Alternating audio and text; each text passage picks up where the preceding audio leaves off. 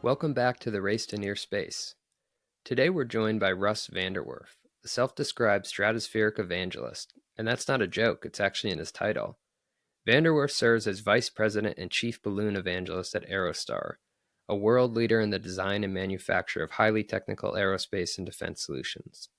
For more than 65 years, Aerostar has been advancing the field of stratospheric ballooning and reimagining what balloons are capable of.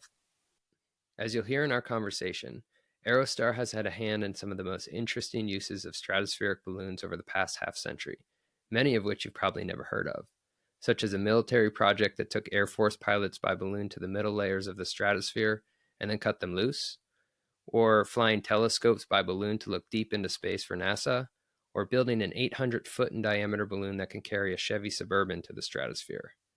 Get ready to find a new respect for the humble balloon. Russ Van Der Werff, thanks so much for joining us on the Race to Near Space. Yeah, it's great to be here. Thanks for having me.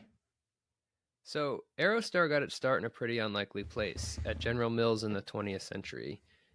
Tell me how a serial company helped kick off a half-decade of advances in stratospheric ballooning. Yeah, so we have a fun origin story. So during the 40s, everybody was working on defense stuff, right? So the war was just winding down and there was a lot of interest in technology development. We got a lot of technology today out of those efforts. And one of the things that was being done was the start of the space race, the start of the exploration of the upper atmosphere. So some folks at General Mills, who, as you mentioned, they're a flour company basically, but they got started into the defense business. They had an aeronautical research division, a number of engineers there, and several of those engineers were working on high altitude flight.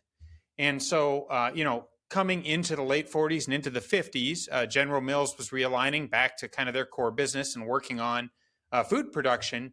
And they were shutting these programs down. And a number of the engineers who were working those projects, who were pretty passionate about what was going on, still wanted to keep doing it. And so actually there were a couple of efforts that spun out of that. One of them was Raven. And four of the engineers came to Sioux Falls, South Dakota, scenic, lovely Sioux Falls, started Raven in 1956. So Raven was actually started doing stratospheric balloons, doing high altitude research for the government, and then grew into a lot of other businesses. And then eventually Raven Aerostar was created in the 80s, and now it's just Aerostar. But we're still doing it. We're still doing high altitude work that those guys got started on way back in the 50s. Interesting. Yeah, I'd like to stay there in the 50s. So what was some of that U.S. government research that the initial founders were working on? Yeah, so you got to remember some of the stuff that was being done in the aerospace world back in that time. So the space race was hot and heavy, right? We were starting to work on rockets and space capsules, and then aircraft, jet aircraft were being developed, right? So toward the end of the Second World War, we started development of jet aircraft, and really through the 50s and 60s, we created what the modern jet aircraft is today. And jet aircraft are capable of flying much higher and much faster than traditional propeller type aircraft would have been flown in the 50 years of flight before that. So one of the things they were working on and worried about was what happens if something goes wrong during a space launch? What happens if an aircraft is cruising at 50,000 feet and something goes wrong? The pilot needs to eject. So one of the programs that came out of that was called Project Excelsior and then Project Manhigh. So they were working on parachute systems, right? So how do we recover a pilot in one of those situations? And a number of people worked on it, but probably the most notable one is a guy named Joe Kittinger. He was a test pilot for the Air Force, and he started working on Project Manhigh in the 50s. So what they would do is they would use these high-altitude stratospheric balloons to lift this guy in basically an open cage up to extremely high altitudes. They finished it over 100,000 feet. So for some kind of perspective, aircraft typically cruise at maybe 30,000 feet. So you're talking, 3 times higher than a commercial airline flight. So he'd go up there, and when they got up to that altitude, he'd jump off, which takes something, probably more courage than I'll ever have. And it'd never been done before, right? So these ideas for these parachutes and these eject systems and whether they would work, we didn't know, right? So pretty cool stories coming out of that. There was one test on one of the early parachute tests where he jumped off and the parachute actually snagged on his spacesuit and his body went into a spin. He spun up actually to 120 revolutions per minute and fell 60,000 feet through the air without a parachute open. And of course, he blacked out. When you're spinning that fast and falling that fast, you lose consciousness. And he was only saved by his reserve chute, which opened about a mile or about 5,000 feet above the ground, managed to wake up by being slowed down by his reserve chute, untangle himself, get out of the spin, and put in a safe landing, and went on to do more of these flights. So talk about courage, after that happens. So those are some of the cool things that we were doing, and it expanded from there, dropping space capsules and all kinds of things like testing cosmic ray impacts on humans and animals when they were flying. We just didn't know what the upper atmosphere was going to do to life. It just hadn't been done. So a lot of really cool stuff there. Yeah, that's super interesting. We had Alan Eustace, who set the world altitude record for skydiving on the first episode of the Race to Near Space, and it's interesting to hear that this history of jumping out of the stratosphere goes back quite a ways. Kittinger actually held the altitude record from I think 1960 up through 2012, and then some folks got interested more from the perspective of seeing what could be done than from the perspective of NASA or testing. So there was Felix Baumgartner and the Red Bull jump, and we actually built the balloon that did that. And then there was Alan Eustace. So those records have been broken, but this guy held it for an awfully long time. Really cool stuff. Interesting. I didn't realize you built the balloon for the Red Bull jump. Anything interesting you can share on that one?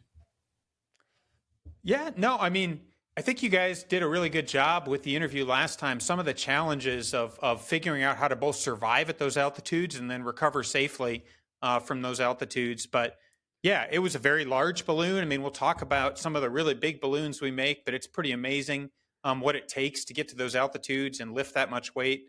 But yeah, that's something we're proud of. It's cool stuff. And we do have a long history in that, although we're not in the manned flight business right now. There are still folks doing manned flight on high altitude balloons. So it's a legacy we're proud of. So I want to get back to your work with the U.S. government and specifically NASA. I mean, Aerostar has been working with NASA since basically before NASA existed. Could you tell me just a bit about the work the company has done with NASA and then maybe some other government agencies over the years? Yeah, certainly. I mean, we're excited about our continued partnership with NASA, and we're proud to have that legacy.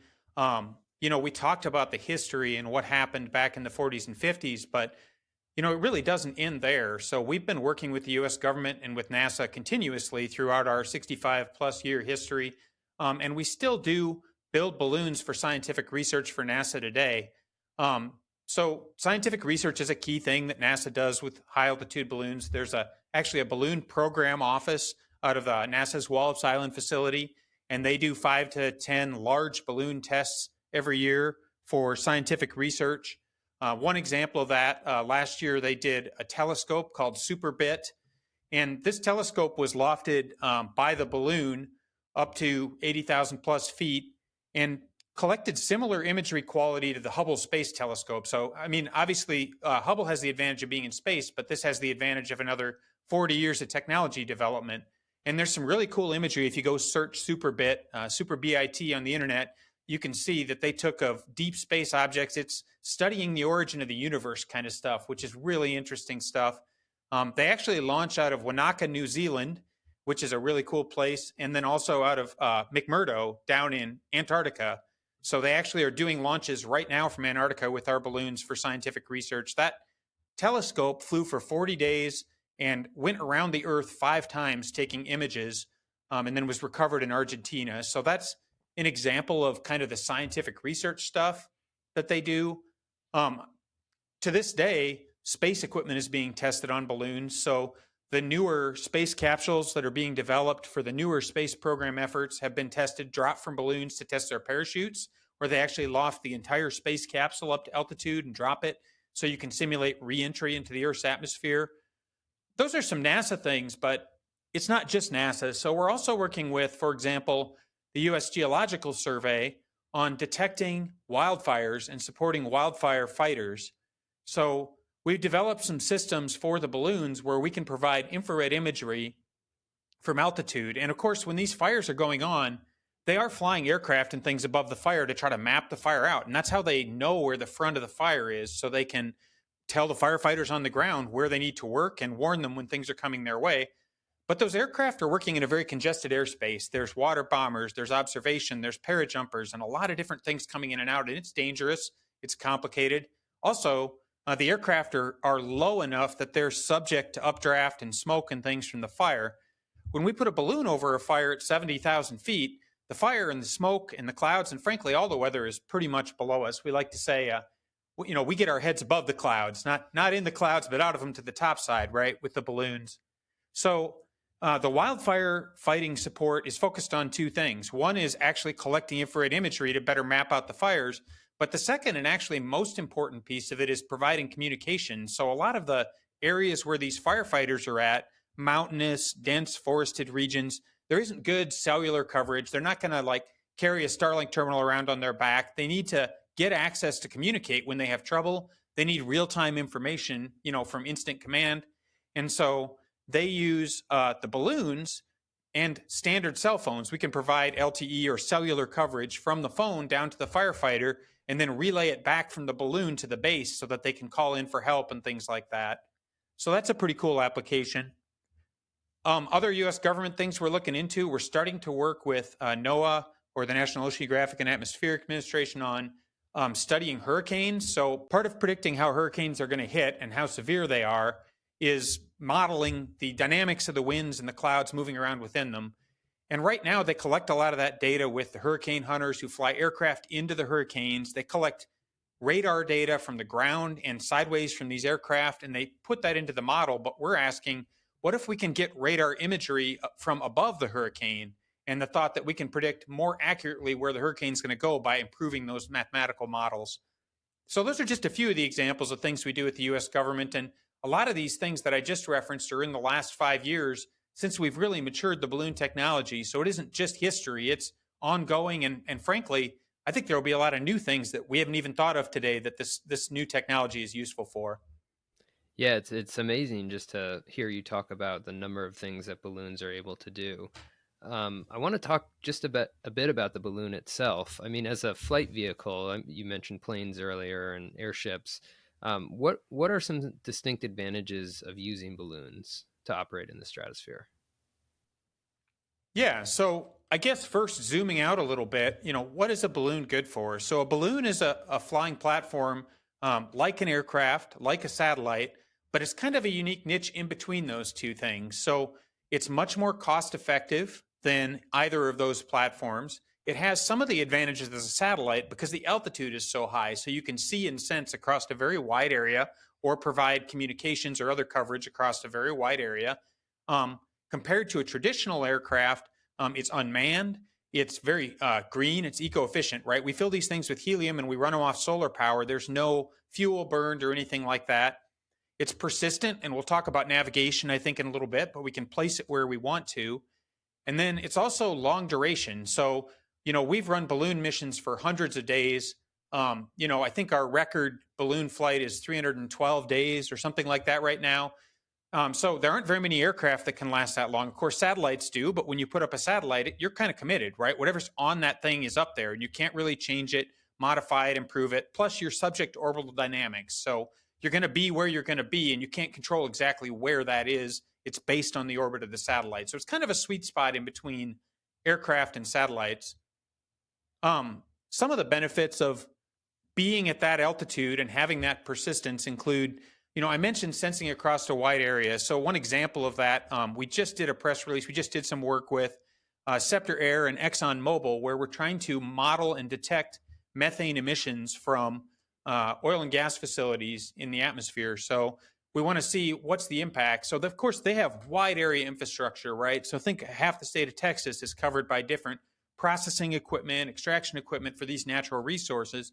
And they want to be able to quickly localize and fix any kind of leak. And methane leaks have been a key global warming contributor. It's been in the news a lot since the recent COP meetings. And so what we're able to do is provide a platform that stays on target over those facilities and senses across dozens of miles at a time, looking for those emissions with a hyperspectral camera. So that's one interesting example. Another one would be disaster response. So, for example, compared to a satellite, a balloon is very responsive, right? I can put this thing in the air with a couple hours notice and 4 or 5 guys, and then it can fly there for weeks or months at a time.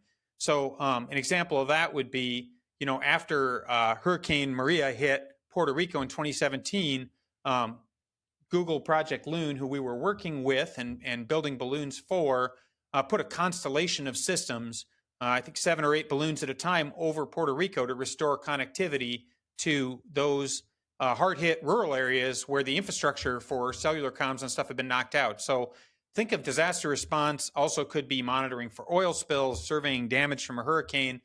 These are things where the balloon has a unique element of being inexpensive, quick to get in the air, and able to stay on target for a long time.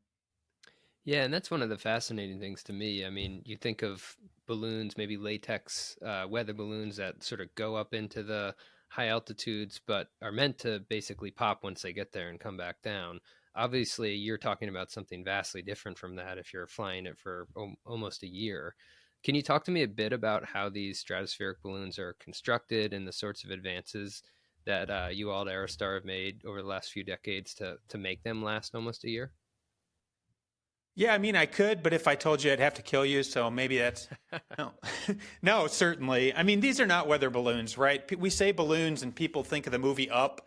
We're tying a bunch of party balloons together and lofting some crotchety old guy's house. It's not like that. So these balloons, the main balloon product that we're talking about for a lot of these missions is the Thunderhead system. And we mentioned a little bit about Project Loon. It's similar to the balloons we were flying, selling to Google for that project. And so these balloons say 50 to 100 feet across, so it's a pretty big balloon, and we can lift several hundred pounds. They're not made of latex, so latex is a great way to make a simple balloon shape, but it does not have the durability to sustain flight for hundreds of days at a time in the atmosphere. So we've worked really hard over, well, really 65 plus years, but especially the last 20 years on duration. And there are a number of special things that go into that. And really, some of those are the enabling technologies that have made all this possible. So one example would be the actual plastics that we use. This is polyethylene plastic. So think it's thin. It's like a garbage bag. In fact, most garbage bags are made out of similar stuff. But of course, we're not using simple garbage bag plastic. There are special formulations. The balloon actually gets pieced together. If you look at our balloons on our website, you'll see they're kind of what we call pumpkin shaped. Those little ridges on the pumpkin are what we call gores. They're strips of plastic that get welded together. And how we put them together is really important. And that's really where a lot of the special sauce is and what we've refined building 3,000 or 4,000 balloons over the last 20 years and gotten to a point of high reliability and long duration. Some of the other things that go into it are, the balloon itself is one thing, but the electronics are just as important. And so the advantage in machine learning, miniaturization of computers and processing, better battery technologies, which has been driven heavily by the green revolution, by electric cars, solar panel technology. These are all the things that have kind of come together to make this uniquely technologically feasible now. So, Russ, you mentioned the Thunderhead balloons, which I think you said were 100 feet across. Obviously, latex weather balloons are much smaller. What's the variation in size? Like, how big are we talking when we're talking stratospheric balloons? Yeah, so actually, from our perspective, even the 100-foot across is a pretty small balloon. So we talked a little bit earlier about the NASA research programs, and we build a balloon for them we call the Big 60. It's 60 million cubic feet by volume. I mean, that's a number that doesn't mean much to people, but a couple of reference points. It's about 800 feet across when it's fully inflated. So you could fit the Superdome inside the balloon when it's fully inflated. And we will lift 6,000 pounds up to 140,000 feet with those balloons. Actually, one of those balloons set the sustained balloon flight altitude record here about 5 years ago. So those balloons we make in a plant that, I mean, if you're going to make an 800-foot long balloon, you need an 800-foot long facility. So we have a special plant where we make those balloons. We use 22 plus acres of plastic material to make those balloons. So it's actually pretty crazy where this stuff can go when your goal is lift a lot of stuff really high. I mean, we're talking about putting your Suburban 20 miles up in the air, right? Yeah, that's something to think about for sure. It's really fascinating, especially hearing you talk about the advancements that have gone into making these balloons fly for such long durations of time. I'm curious, when a balloon gets to 300 days of life or potentially longer, how are you monitoring the health of the balloon and deciding when to bring it back to Earth? And then ultimately, how do you do that? Yeah, so that's an interesting topic and actually a lot more complicated than you'd think it would be. So, as you start to stretch the lifetime of these systems out, what happens is parts and pieces very slowly degrade. So, things like battery life get lower. It's hard on electronics to be hot and cold, but also the envelope, the balloon envelope, the actual shell of the balloon very, very slowly leaks helium. So, we've worked really, really hard to make that leak percentage and likelihood as low as possible. That's really our special sauce. But at the same time, nothing lasts forever. And so one of the really interesting technical challenges is actually figuring out how to predict the lifetime of the balloon. So there are a lot of factors that go into measuring the pressure inside the envelope.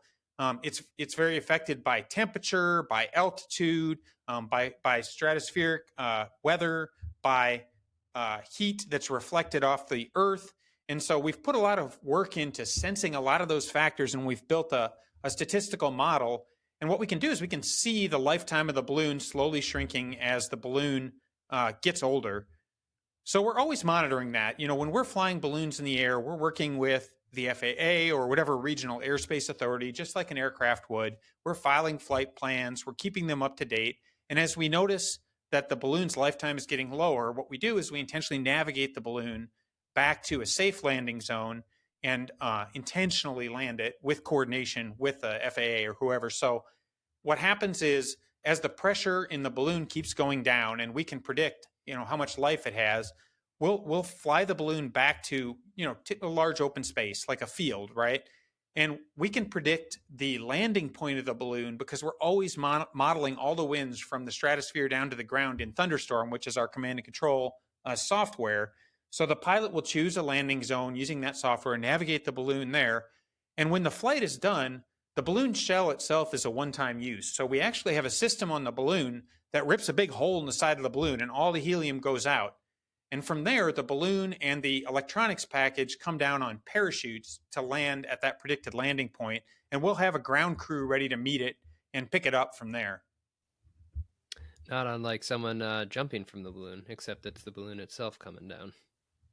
Yeah, exactly. A lot of that parachute development, and that's another thing. We have parachute engineers here, right? Like before I worked here, I didn't know parachute engineers were a thing, but it's really challenging to make something that works reliably at that altitude. So we've definitely learned a lot over multiple decades of testing those kinds of things.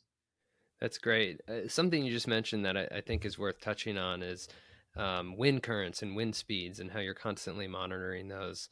I know those are super important for balloon navigation, and you touched earlier about how that's a really important part of making stratospheric balloons useful for real world use cases. So could you talk to me a bit about how navigation works and maybe some of the advancements that have gone into that over the last decade or so?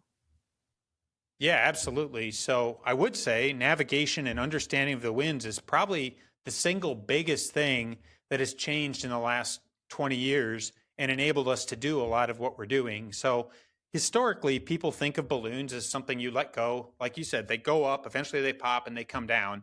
And a lot of the early flights, even when we talked about, they started flying balloons in the 1930s, and then we got involved in the 40s and 50s and onward. It was mostly modeled that way. And a lot of the large research flights are still that way, where they'll release the balloon, they'll model where it's going to go, and then they'll send a crew out there, and eventually they'll bring the balloon down and collect it.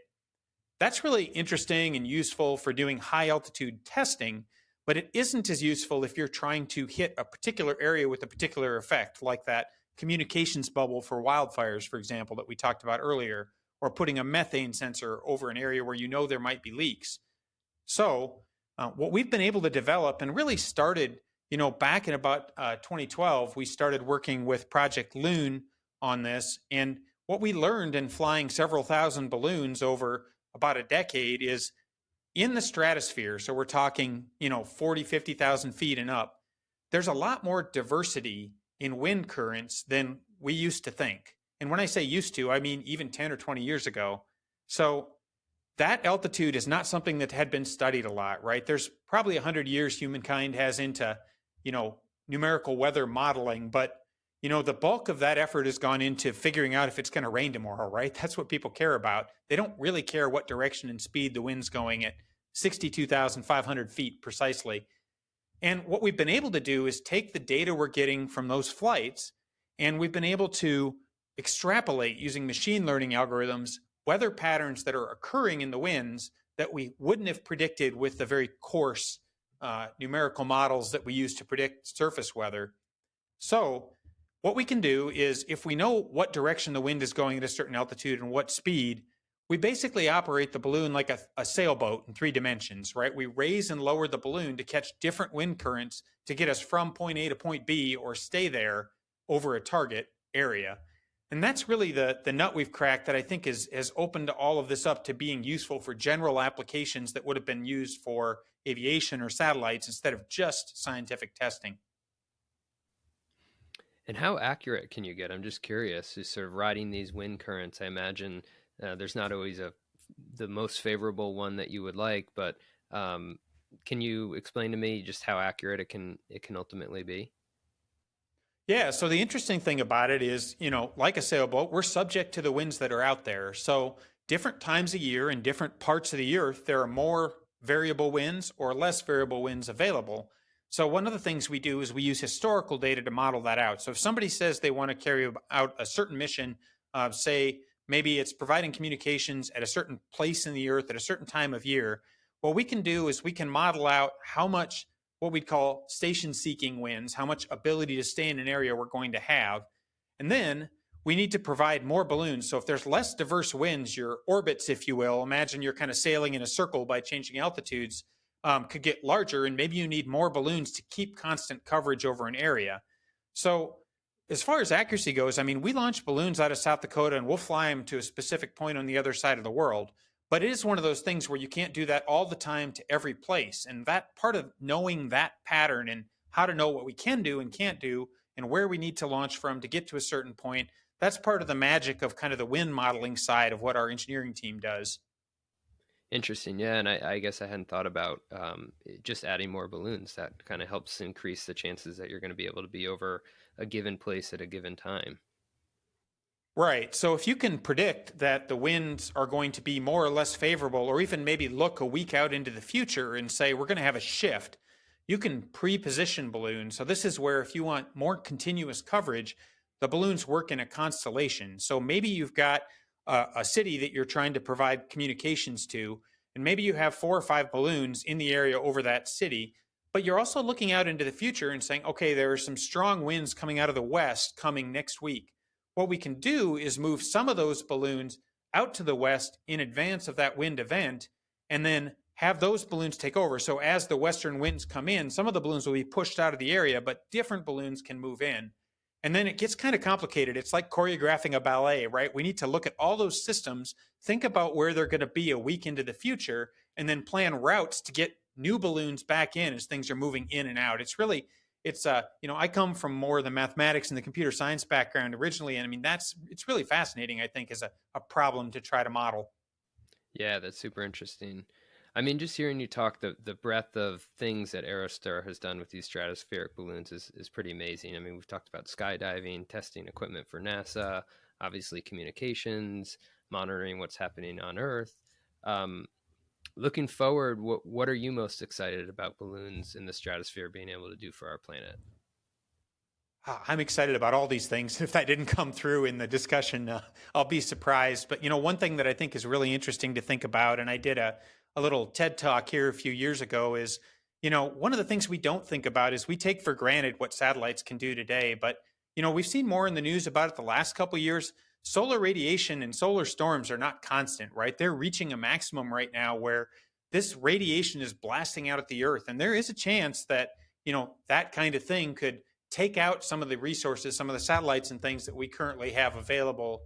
And so what can you do then? You can launch more satellites, but if a bunch of satellites that are doing something critical, like providing communication for emergency responders, get blasted out of the sky, we can put balloons up pretty quickly, thinking hours, right, to reconstitute some of that. And it might be kind of a silly thing to sound like, and it's probably a thing we don't worry about a lot. I know you're all looking for more things to worry about, but back in 1859, which was the strongest solar activity that's recorded since we did a lot of electronics, there was something called the Carrington event where these solar flares, the storms produced by them, hit the Earth, and people were like literally working telegraph keys, and they were blasted out of their chairs by electromagnetic radiation. So there is the real potential of that and other disaster response. And I think, at Aerostar, our little tagline or our motto is we connect, protect, and save lives, right? Like those kind of things are really motivating and exciting to work on, at least for me. Yeah, well, let's hope that doesn't happen. But if it does, Absolutely. we'll be thankful that Aerostar's around to put some balloons in the air pretty quickly. Um, I want to end here. It's funny to talk about balloons because they're such a sort of humble invention that have been around for so long. I think all of us are very familiar with them, not for stratospheric use cases, but just day-to-day use cases. I guess I'm wondering, in a world where innovation is often defined as something new and novel and bigger and better, what is it about the humble balloon that gives it such staying power in this race to near space? Yeah, so I'll give you two answers, even though you asked for one. I mean, one is what we're doing today is not something that would have been able to be done 100 years ago. So the advances in plastic technology, solar technology, machine learning, battery technology, it's a confluence of things, right? Something old, something new, and something blue, I'm not sure. But, we're taking multiple things that existed, pairing it with advances in technology to make something new. And it's always interesting for me to get to talk to people about balloons, and they go, oh, you're not talking about something simple here, right? We have a large engineering team working a lot of disciplines to make this happen. So, I mean, I think one of the misconceptions is that it's an old technology, but I will also say the one thing that is true about it is that the idea has been around for a long time, and some of the pieces have been around for a long time. And really, the simplicity and the cost effectiveness of using a balloon as a lift vehicle, I think we'll always keep it around because when you're talking about an application where reliability is key, where duration is key, other solutions to these problems have a lot of moving parts, a lot of complexity. They rely on a lot of advanced materials, and they'll probably be able to do different things than the balloons will be able to do as they keep maturing. The balloons are going to be around. They're going to keep getting better, but they'll always have that reliability and cost effectiveness of the actual lift vehicle of getting to these altitudes that I don't think anything will match. Well, Russ Van Der Werff, this has been really fascinating. Thank you so much for joining us. Yeah, it's been great to be here, and hopefully this has been interesting to people, and always excited to talk about what we do. It's really cool stuff.